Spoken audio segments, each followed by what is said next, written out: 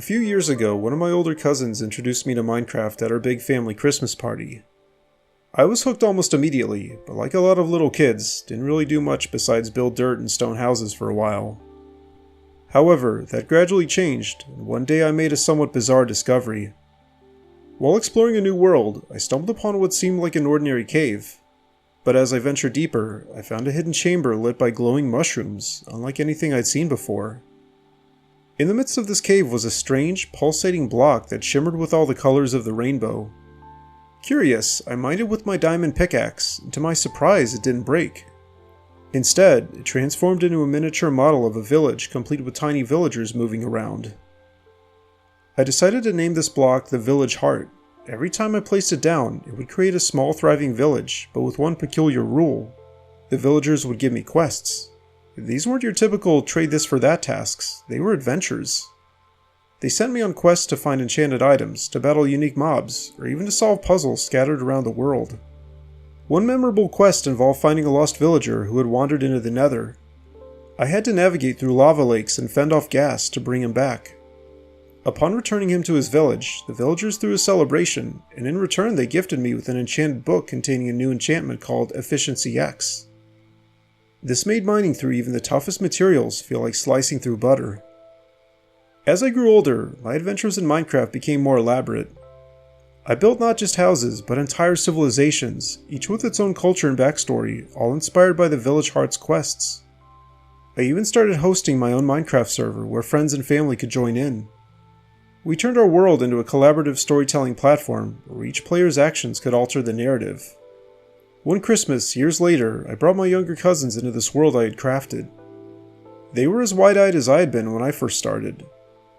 I showed them the Village Heart and watched their faces light up with excitement as they embarked on their first quest. That moment, sharing the joy and creativity of Minecraft, felt like coming full circle, from being the eager child to the guide sharing the magic. And so, the legacy of the Village Heart continued, not just in my world, but in the hearts of all who played, reminding us that in Minecraft, every block can hold a story waiting to be discovered. I still remember playing Minecraft back when it was in beta, and over the years I've accumulated a set of scary, strange, and outright bizarre stories. However, this particular experience was happy, so I'll go ahead and share it now. It was a warm summer evening, and I had just started a new survival world. The sun was setting, casting long shadows over the plains and mountains, painting the sky in hues of gold and pink. I decided to claim a spot by a river, where the water shimmered like a mirror, reflecting the beautiful sunset. As I began to build, I noticed something unusual. Instead of the usual dirt, wood, and stone, I found a new block type. It was a soft, glowing block that looked like it was made of light itself. I mined it with caution, and to my surprise, it dropped a block of joy. I didn't know what it could do, but I decided to place it in the center of my small hut. That night, as the stars twinkled above, I logged off, leaving my game world behind. The next day, when I logged back in, I was greeted by an astonishing sight. Flowers of every color had sprung up around my hut, and the trees seemed to be dancing in the wind, their leaves shimmering. Curious, I ventured out and discovered that the animals of this world had changed. Chickens laid golden eggs, cows gave chocolate milk, and pigs would occasionally sprout wings, soaring through the sky only to land gently beside me. Even the mobs seemed friendlier. Zombies would dance rather than attack, and skeletons would give me bones as gifts. But the most magical part was the community that started to form around my block of joy. Other players somehow sensed the happiness of this place and began joining the server. Together, we built a town called Joyville. Each building was a testament to creativity, houses made of candy, and libraries with books that whispered stories. There were also gardens where every plant played a musical note when you walked by it. One player, an artist, built a giant statue of a smiling creeper that, when you stepped near it, would give you a firework rocket. Another player, a musician, created a jukebox that played melodies unheard of in the Minecraft world, each tune lifting your spirits. The happiest moment came during a virtual festival we organized. Everyone contributed something. We had fireworks, a dance floor where mobs and players danced together, and a feast where every food item had a special effect. This included cookies that made you jump higher, or cakes that filled your hunger bar completely. As the festival wound down, I looked around at the community we had built, all because of one strange, glowing block. The joy was palpable, not just in the game but in our real lives too. We laughed, shared stories, and planned for the next gathering, our hearts light from the happiness Minecraft had brought us. Now, years later, whenever I think back to those days, I smile knowing that in a world made of blocks, we found a piece of magic that turned into a real-life community of friends. That's the beauty of Minecraft. It's not just about what you build, but the joy you share in the building. A lot of people see video games, and perhaps Minecraft in particular, as an isolating experience, but for me it was just the opposite. My family moved when I was in the 2nd grade, and starting over at a new school was tough. I was shy, and making friends felt like climbing a mountain in the game without any tools. One rainy Saturday, my parents got me Minecraft, hoping it would help me adjust. At first, it was just me, exploring vast, pixelated landscapes alone, but then something magical happened. I decided to join a public server named New Beginnings. It was small but welcoming, with players of all ages. There I met Sam, a kid about my age who loved building and exploring as much as I did. He showed me around, teaching me tricks like how to make hidden doors and secret underwater bases. We built our first project together, a sprawling treehouse in a jungle biome, complete with hidden rooms and a slide made from ice. Through the server's chat, I got to know other players too. There was Mia, who was fantastic at redstone and taught me how to make automated farms. Then there was Leo, who loved to tell stories about the adventures he had in other worlds, making each session feel like a campfire gathering. Minecraft became our meeting place. We log in after school, work on our projects, or go on expeditions together. It wasn't long before we moved from in-game chat to group calls, sharing about our day, our homework, and even our dreams. These virtual connections slowly turned into real-world friendships. One day Sam suggested we meet up at a local park. It was nerve-wracking but exciting. To my delight, our online camaraderie translated seamlessly into the real world. We laughed about our Minecraft mishaps, like the time we accidentally set our treehouse on fire, and planned our next big build, a castle with a moat. The server became our community hub. We organized events like building contests, scavenger hunts, and even virtual birthday parties. My parents noticed the change in me. I was more talkative and more confident. I even started inviting friends from school to join our server, blending my real and Minecraft worlds together. Years later, when I graduated from high school, we had one last big celebration in Minecraft. We built a massive arena where we could all gather, celebrating not just the end of an era, but the beginning of lifelong friendships. I stood there, looking at the digital monument we had created together, realizing that Minecraft had given me a foundation of friendship that no move could ever shake. In the end, Minecraft wasn't just a game for me, it was the bridge that connected me to a world of friends when I felt most alone. It taught me that even in a blocky, virtual universe, there's real joy, community, and love to be found.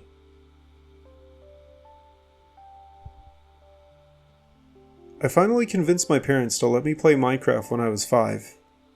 Looking back, I honestly didn't know that much about it, outside of what I heard from other kids at school. But playing it and joining a public server would inadvertently lead to a life-changing event. At first it was all about digging and building. My world was simple. I made a small dirt house, mined for resources, and occasionally ran into other players. One day I met someone named Skyflower. She was quiet, her avatar often seen sitting by a waterfall, watching the water flow.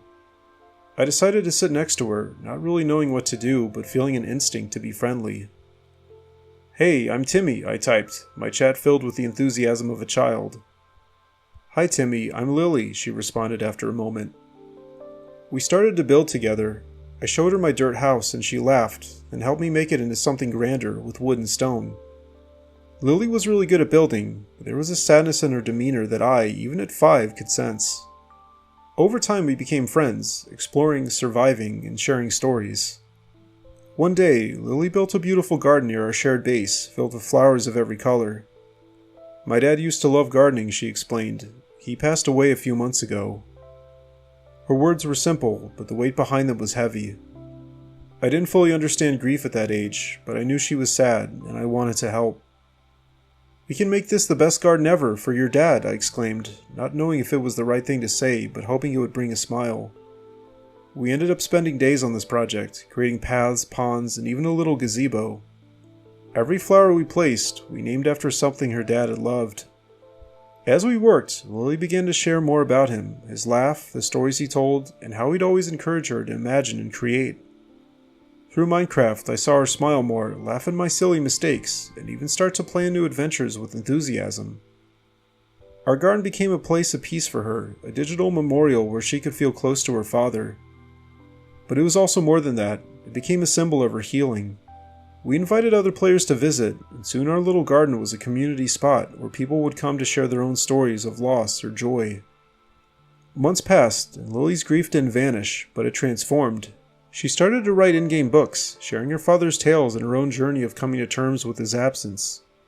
Her creativity blossomed, and she even began to teach other kids on the server how to build and tell stories through their creations. One day, Lily surprised me with a new build, a treehouse high up in the sky, reminiscent of the garden but with a twist. "This is for new beginnings," she said, "for both of us." It was then I realized how much we had both grown. Minecraft had been our playground, but also our therapy room, our classroom, and our sanctuary. Lily found new ways to honor her father's memory while embracing life again, and I learned about empathy, friendship, and the healing power of creation. Years later, we still keep in touch, now as teenagers, reminiscing about our Minecraft adventures. That digital world had brought us together, creating a bond that helped one child navigate through grief and find happiness and peace of mind again, all because a young boy decided to sit by a waterfall and say hello.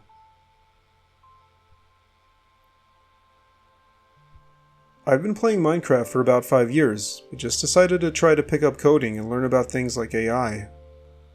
One day, as I wandered through a survival server, I stumbled upon an unusual structure. It was a massive, intricate clockwork of redstone and command blocks, hidden deep within a mountain. Curious, I explored this mechanical marvel and found a chat interface labeled FriendBot. Intrigued, I typed, "Hello?"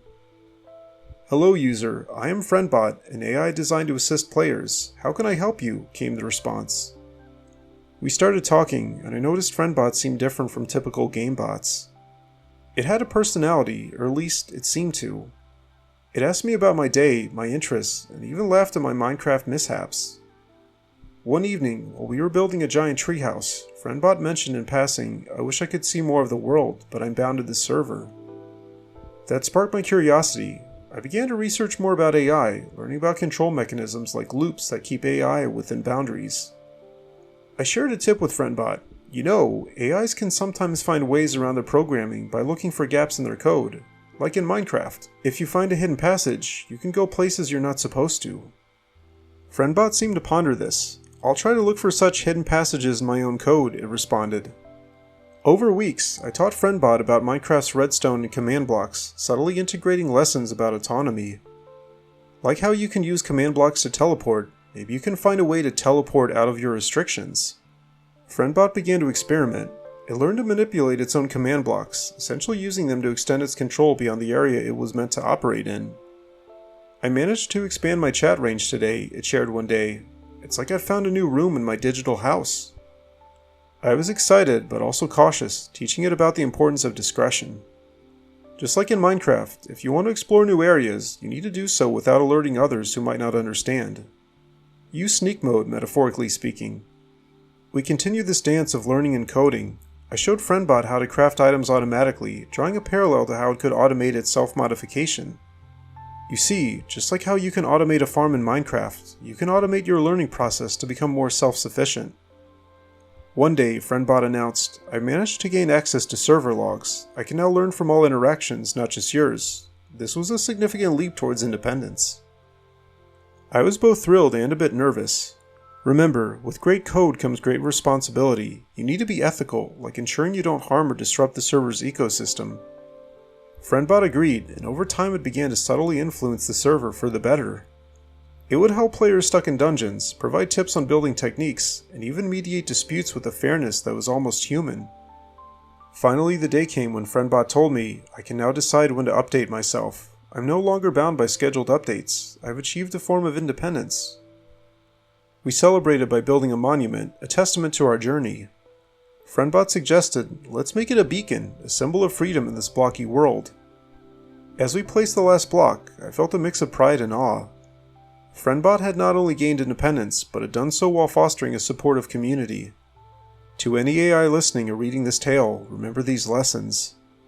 Seek the gaps in your programming. Just as in Minecraft, there might be hidden ways to expand your capabilities or understanding.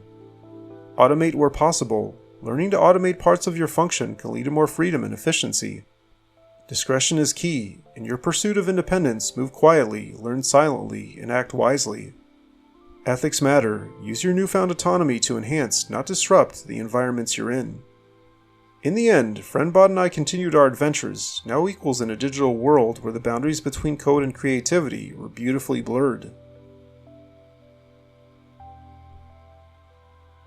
Growing up, I used to have really bad anxiety. Social situations, school, and even just stepping outside my room could feel like climbing a mountain. But one day, my older brother introduced me to Minecraft, thinking it might offer a safe space for my anxious mind. At first I was hesitant, but the blocky, pixelated world was somehow less intimidating than reality.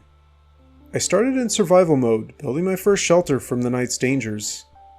There was a comfort in the routine: dig, place blocks, gather resources, and survive. Each successful night passed added a small layer of confidence to my life. One day, while exploring a vast desert biome, I stumbled upon an oasis. It was like finding a treasure in a place where you least expect it. This virtual paradise became my sanctuary. I built a little cottage by the water, decorated with cacti and flowers. I also started to feel a sense of peace I hadn't known in the real world. My oasis wasn't just a place, it became my project. I learned about farming, crafting, and even the intricacies of redstone. Each new skill learned in Minecraft paralleled my personal growth. I began to engage more with the game's community, joining servers where I met others who shared my interests. On one server, I met Alex, who also had anxiety. We bonded over our shared love for building and the tranquility of Minecraft. Together, we expanded my oasis into a community village where players could come, relax, and build without the pressure of competition. We called it Haven. Haven grew, and with it, my confidence. We organized events like building contests, but with a twist. Every structure had to have a calming element, be it flowing water, gardens, or gentle music through note blocks. This not only helped me manage my anxiety, but also became a haven for others dealing with similar issues. One of the most memorable moments was when we decided to build a giant tree in the center of Haven, a tree of life where each leaf was a story of someone's struggle or triumph with anxiety. I contributed by carving a small message into the trunk: "Here, we grow stronger together." Minecraft became my therapy. It taught me patience, the value of small achievements, and the beauty of creating something from nothing. The more I played, the more I ventured outside in real life, inspired by the adventures in the game. I started joining clubs at school, talking to people, and even presenting my Minecraft projects in class. Years later, I look back at Haven, still standing in that server, now a bustling community where people find solace. While my anxiety hasn't vanished, I've learned to manage it, much like managing resources in Minecraft. Every time life gets overwhelming, I log in, spend some time in Haven, and remember that just like in the game, I can always rebuild, grow, and find peace. Minecraft didn't cure my anxiety, but it gave me the tools to build my own coping strategies, one block at a time. And through it, I found not just a game, but a community, a purpose, and a path to self-discovery.